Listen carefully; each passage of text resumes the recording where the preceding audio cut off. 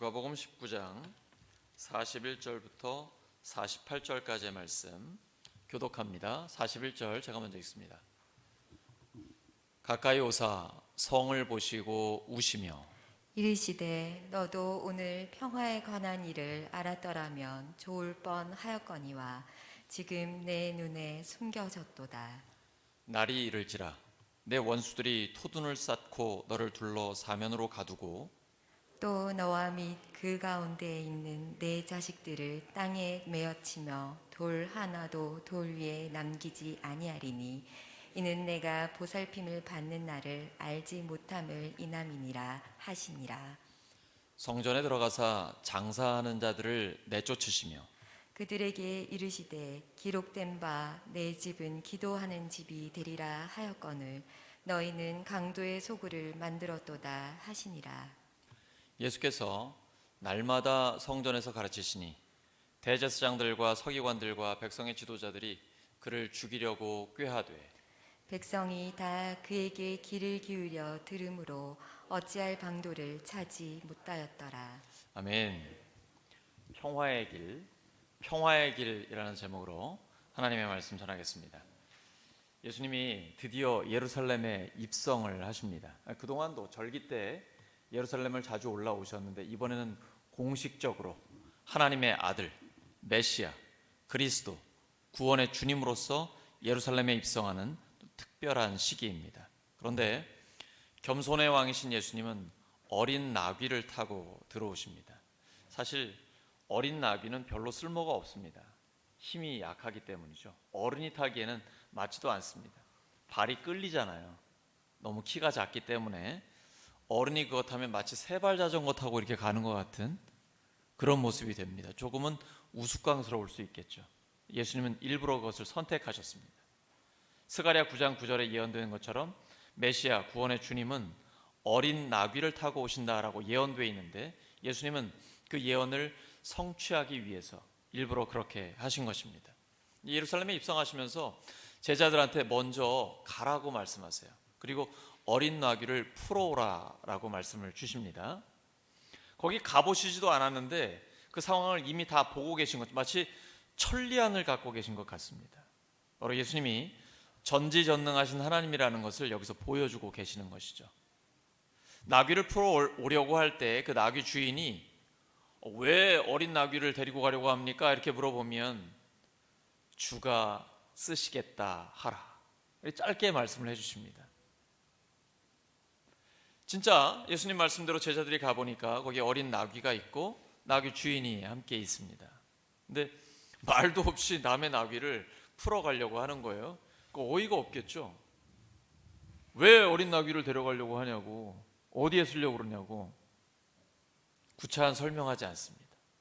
예수님 말씀대로 주가 쓰시겠다, 주님께서 쓰시겠다 이렇게만 얘기했는데 그냥 주는 거예요. 자기 재산을, 아무리 어린 나귀가 쓸모없다고 해도 키워서 쓸 수 있잖아요.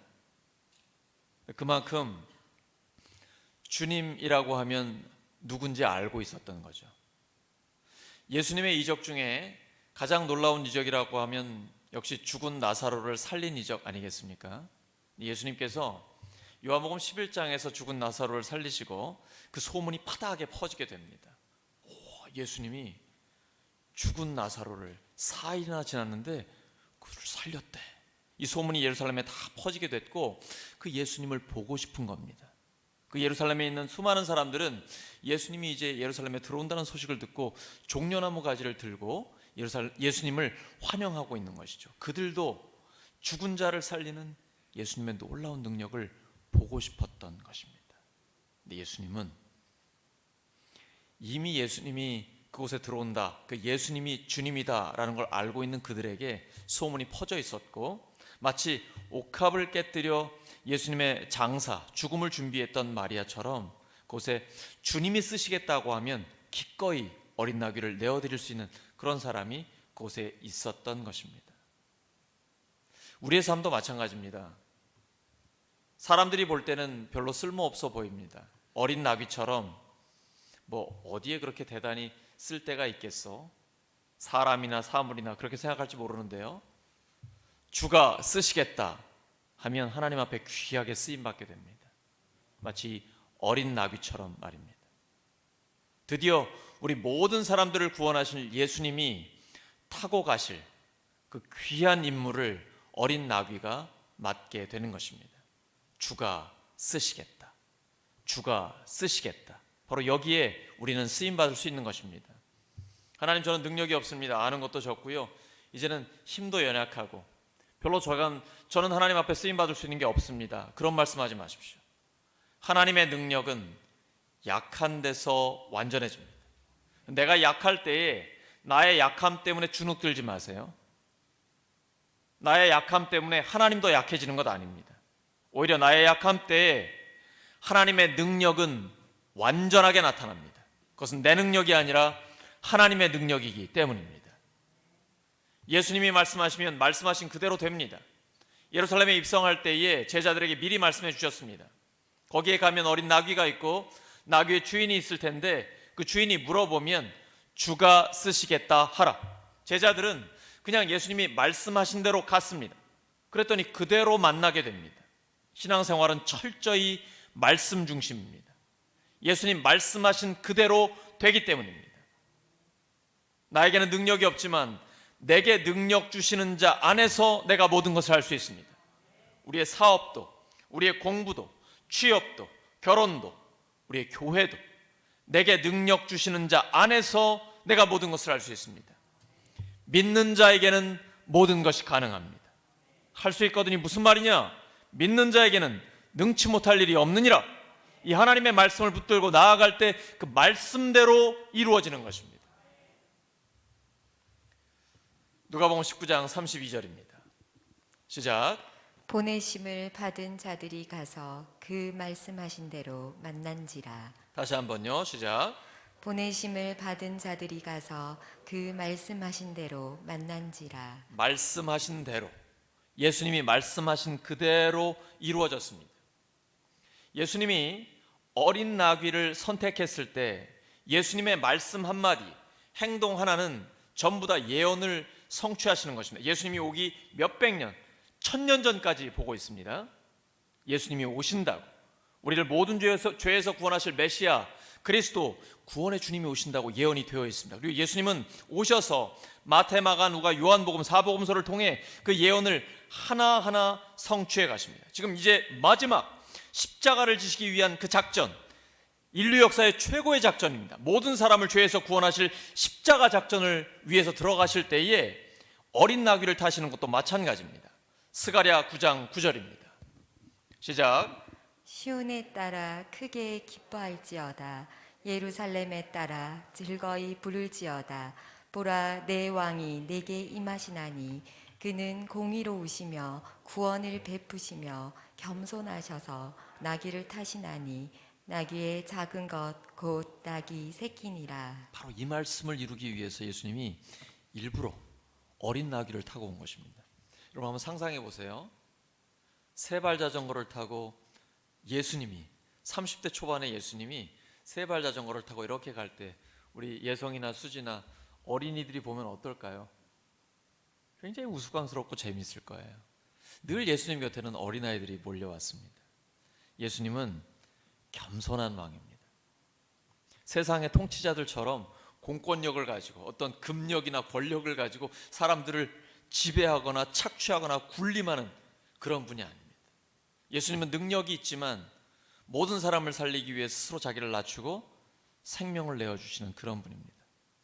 근데 우리는 그런 분에게 마음이 열립니다. 힘있고 강한 사람, 돈으로 우리를 억누르려고 하는 사람, 이런 사람들한테는 마음이 열리지 않아요. 힘 있는 거는 인정을 하지만 예수님 같은 분에게 우리의 마음이 진짜 열립니다. 그리고 자원해서 예수님을 따라가는 순종이 거기에서 나오게 됩니다. 우리 성도님들도 너무 순종을 잘하셔가지고 마스크 벗으라고 해도 안 벗으셔요. 마스크를 쓰고 계시면 이렇게 더운 날씨에는 많이 졸립니다. 힘든 시간에 나오셨는데 여러분 지금 마스크 벗으셔도 괜찮아요. 혹시 자기 증상 있으시면 모를까? 편안하게 계십시오. 막 자꾸 잠이 오실 거예요. 예수님이 미리 말씀해 주셨죠. 만약에 나귀 주인이 왜 나귀 새끼를 푸느냐라고 할 때 주가 쓰시겠다고 하라라고 알려주셨어요. 누가복음 19장 31절입니다. 시작. 만일 누가 너에게 어찌하여 푸느냐 묻거든 말하기를 주가 쓰시겠다 하라. 주가 쓰시겠다. 이 6글자가 우리의 삶을 완전히 바꿔놓습니다. 사람들이 나를 쓰는 게 아니에요. 세상적 기준으로 나를 보지 마세요. 주님이 나를 쓰십니다. 그럼 쓰임 받는 거예요. 옆 사람 축복해 주시기 바랍니다. 주님께서 당신을 사용하십니다.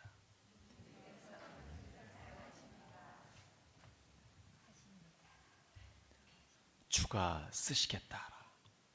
우리가 어떤 상황 가운데 있을지라도, 우리가 아무리 힘들고 어렵다 할지라도, 연약한 가운데 있다 할지라도 주님께서 쓰시겠다고 하면 하나님 앞에 놀랍게 쓰임받게 되는 것입니다.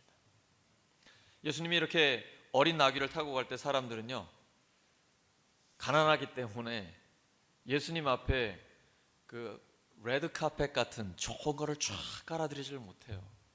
왕이 전쟁에서 이기고 돌아올 때처럼, 아니면 이 도시를 방문할 때처럼 왕을 맞이할 대단한 걸 깔아줄 수가 없었어요. 그래서 자기의 겉옷을 벗어 나귀 새끼 위에 올리고 또 길바닥에 깔아줬습니다. 근데 예수님은 그거를 왕을 맞이하는 것으로 기쁘게 받아주셨습니다. 예수님 그러지 않겠습니까? 겸손하신 분, 늘 마음이 따뜻한 그분이기 때문에 우리의 진심을 아시거든요. 그들의 진심을 그대로 받아주시면서 기쁘게 왕으로서 예루살렘에 입성해 주셨습니다. 예수님의 이 승리는 엄청난 승리입니다. 예수님께서 우리를 위해 죽어주시기로 결단하셨고, 예루살렘에 입성하는 이유는 십자가를 지기 위한 것입니다. 그래서 이미 승리하셨습니다. 이미 우리 모든 사람을 죄에서 구원해 주셨습니다. 그때에 수많은 사람들이 예수님을 맞이하며 기쁘게 환호합니다. 십자가의 승리를 미리 기뻐할 수 있도록 허락해 주신 것입니다. 우리 제2차 세계대전 때 노르망디 상륙작전이 있었고, 6.25 때는 인천 상륙작전이 있었던 것처럼 그것과는 비교할 수 없지만 십자가는 인류 역사의 최고의 작전입니다. 우리 모든 사람들을 구원하기 위한 하나님의 전략이요, 완전한 승리의 비결입니다. 예수님은 이제 그 예루살렘에 가까이 오셨을 때 성을 보시면서 우셨습니다. 왜 그러실까요? 하나님의 이 구원의 방법을 예루살렘 성 사람들은 깨닫지 못하고 있었기 때문입니다. 이게 마지막 기회인데, 죄 없으신 하나님이 사람이 되어 오셔서 우리의 모든 죄를 지시고 대신 십자가에 죽으시고 부활하신 이 길을, 이 평화의 길을 그들은 이해하지 못했던 것입니다. 오직 자기의 생각과 아집, 편견에 사로잡혀서 우리를 구원할 자는 군사적인, 정치적인 메시아다, 돈이 있어야 된다, 권력이 있어야 된다, 그래서 로마로부터 우리를 해방시켜 줘야 된다, 여기에 사로잡혀 있어가지고 고난받는 주님, 그리고 부활로서 완전히 승리하실 그 주님을 받아들이지 않았던 것입니다. 그리고 결국은 예수님을 십자가에 못 박아 죽이고 맙니다. 그래서 예수님은 슬피 울고 계신 것입니다. 그들에게 회개할 수 있는 마지막 기회인데 정작 예루살렘 성 사람들은 그렇지 못했기 때문입니다. 그리고 예수님이 그 예루살렘에 들어가셨을 때 하셨던 일이 성전을 깨끗하게 하신 일이었습니다. 성전에 들어가 보니까 그 안에는 하나님의 영광이 가득하고 진심으로 하나님을 찬양하는 것으로, 그리고 하나님 앞에 기도하는 것으로 충만해야 되는데 그렇지 않고 오직 돈 욕심에 혈안이 되어 있는 사람들, 그 강도들로 가득 차 있는 것입니다. 종교를 사업으로 버리고 있었던 것입니다. 하나님께 예배하는 그 자리에서 먼 데서부터 오는 사람들 재물이 필요하니까 양이나 염소나 비둘기 같은 걸 돈 받고 팔아주는데 이익을 너무 많이 남기는 거예요. 또 성전 세를 내야 하는데 그 돈 바꿔 주면서 환전하면서 그 이익을 너무 많이 챙기는 것이에요. 이 이익을 누가 챙기고 있느냐? 기득권, 정치 종교 지도자들이 갖고 있는 것입니다. 예수님 그 상을 다 뒤엎어버렸어요. 그 겸손의 왕, 온유하신 예수님이 공의로움으로 뼈부터 가득 차 있기 때문에 하나님의 성전을 더럽힌 그들을 상을 뒤집어 엎고 다 쫓아내버렸습니다. 그리고 이렇게 말씀하세요. 하나님의 집은 만민이 기도하는 집이다 라고 말씀하시는 거예요. 우리 교회도 마찬가지입니다. 교회는 돈을 구하는 곳이 아니라 하나님의 영광을 구하는 곳입니다. 그리고 기도하는 것이요, 함께 그 기도에 응답을 받는 것입니다. 예수님은 매일 이 성전에서 가르치셨습니다. 얼마나 행복하겠어요. 예수님께 직접 그 음성을 듣는다는 거 여러분 상상만 해보세요. 얼마나 좋겠습니까? 근데 정치 종교 지도자들은 예수님을 죽이려고 합니다. 왜 그럴까요? 그들은 기득권자들이거든요. 자기 사업을 다 망쳐버렸단 말이에요. 성전에 와서 완전히 뒤집어 엎고, 그리고 만민이 기도하는 집을 너희들은 강도의 구렬로 만들었다라고 불의에 대해서 단호하게 공의를 선포하셨거든요. 예수님이 그대로 살아있으면 자기들의 사업이 다 망하게 되고 그 기득권이 무너지게 되는 것이죠. 또 하나는 예수님을 따르는 백성들이 너무 많은 거예요. 그렇게 되면 로마의 식민지 지배를 받고 있었기 때문에 로마가 주의 깊게 거기를 보게 되는 거죠. 이 예수라는 자가 도대체 누구인가? 근데 이스라엘 지도자들은 로마랑 엮이는 거 원하지 않습니다. 우리 일제시대를 생각하시면 돼요. 친일파들 그냥 이렇게 일본을 등에 업고 자기들 잘 먹고 잘 살면 되지, 괜히 복잡해지고 소란해지면 자기들도 골치 아프고 이렇게 되지 않습니까? 근데 이스라엘의 지도자들은 자기들은 잘 먹고 잘 살고 별 문제 없거든요. 근데 예수라는 인물이 민초들, 백성들의 인기를 누리고, 그 백성들은 수많은 사람들이 따라와 예수님의 말씀을 듣기를 원하고, 그를 통해 눈먼 자가 눈을 뜨고 가난한 자들에게 복음이 선포되고 죽은 자가 살아나는 역사들이 있기 때문에 놀라운 하나님의 사람이 여기에 왔다, 선지자가 나타났다라는 것 때문에 백성들이 막 동요를 하고 있거든요. 그러면 로마의 군대가 들어와 큰 혼란에 빠질 수도 있고 자기들이 또 어려워질 수도 있기 때문에 예수라는 자를 놔두고 싶지 않은 거예요. 예수님은 이런 고난 가운데 있었습니다. 하나님의 말씀을 선포하고 가난한 자들을 구원하고 그들을 돕고 하나님 나라의 복음을 선포하면서 주의 일을 하면서 생명의 위협을 받고 있었습니다. 그런데 예수님께는 또 예수님을 좋아하는 사람들도 많이 있었습니다. 누가복음 19장 48절입니다. 시작. 어찌해야 할지 방도를 알지 못하였다. 백성이 모두 그의 말씀을 열심히 듣고 있었기 때문이다. 누가 어찌해야 할지 방도를 알지 못했을까요? 다시 한번 읽어보세요. 시작.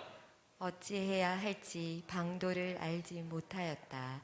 백성이 모두 그의 말씀을 열심히 듣고 있었기 때문이다. 예수님을 죽이려고 하는 자들이 어찌해야 할지 방도를 알지 못했어요. 예수님 죽이고 싶은데 자기들에게 정치 권력 다 있거든요. 돈도 있고 경제력도 있고 권위도 있단 말이에요. 근데 문제는 예수님 주변에 예수님의 말씀을 듣는 사람들이 너무 많은 거예요. 그 곁을 떠나지 않는 거예요. 예수님의 말씀을 듣는 사람들이 예수님을 보호하고 있는 겁니다. 이것이 교회입니다. 교회는 철저히 하나님의 말씀을 중심으로 모이는 것입니다. 그러면 예수 그리스도의 이름이 교회를 보호합니다. 오늘 말씀 정리합니다. 예수님이 말씀하신 대로 이루어집니다. 신앙생활은 철저히 말씀에 집중해야 합니다. 사람들이 볼 때는 아무 쓸모없어 보여도 주님께서 쓰시겠다, 주께서 쓰시겠다 말씀하시면 하나님 앞에 귀하게 쓰임받을 수 있습니다. 교회는 더욱 철저하게 하나님의 말씀으로 하나님의 하나가 되어야 합니다. 이것이 주님의 소원입니다. 십자가를 지시기 직전 요한복음 17장에서 예수님은 우리를 위해 기도하십니다. 아버지와 제가 하나가 된 것처럼 우리 모든 성도들이 하나가 되게 하여 주시옵소서. 하나님의 말씀으로 하나가 되는 것입니다. 예수님은 십자가와 부활을 통해 우리 모두에게 평화를 주시는 그 평화의 길을 걸어가셨습니다. 우리 또한 예수님의 말씀대로 하나가 돼서 끝까지 주님 앞에 쓰임받는 우리 모두가 되기를 예수 그리스도의 이름으로 축원합니다. 함께 기도합니다. 아버지 하나님, 예수님이 말씀하신 대로 그대로 이루어집니다. 저희들 그래서 주님의 말씀을 붙들고 나아갑니다. 오늘 주신 말씀대로 주님께서 쓰시겠다, 저희들을 사용하여 주시옵소서. 저희들은 연약합니다. 부족합니다. 그러나 하나님의 능력은 약한 데서 완전해진다고 말씀하여 주셨습니다. 저희들이 예수님의 십자가와 부활의 복음을 들고 교회와 가정과 일터에서 하나님의 영광을 위해 살기를 소망합니다. 저희들을 사용하여 주시옵소서. 교회가, 가정이 하나님의 말씀으로 강력하게 하나가 되게 하여 주시옵소서. 예수 그리스도의 이름으로 기도드립니다. 우리 선한 목자 되신 함께 찬양하겠습니다.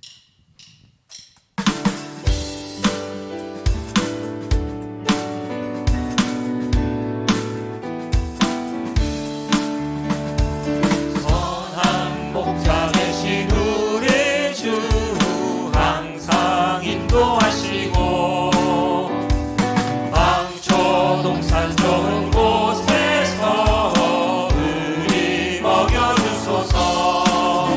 선한 목자 구세주여 항상 인도하소서.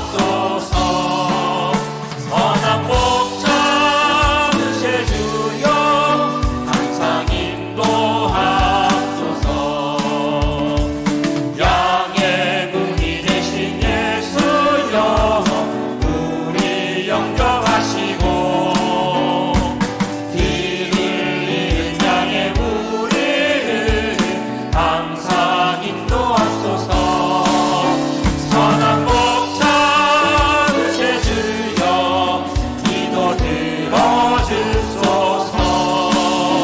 선한 목자 구세주여 기도 들어주소서. 흥이 많고 약한 우리도 용납하여 주시고 주의 넓고 크신 은혜로 자유 얻게 하셨네. 선한 목자 구세주여 지금 나아갑니다. 선한 목자 구세주여 지금 나아갑니다. 일찍 주의 뜻을 따라서 살아가게 하시고 주의 크신 사랑 베푸사 주를 쫓게 하소서. 선한 목자 구세주여 항상 인도하소서. 선한 목자 구세주여 항상 인도하소서. 우리 4절 찬양합니다. 일찍 주의 뜻을 따라서 살아가게 하시고 주의 크신 사랑 베푸사 주를 쫓게 하소서. 선한 목자 구세주여 항상 인도하소서. 선한 목자 구세주여 항상 인도하소서.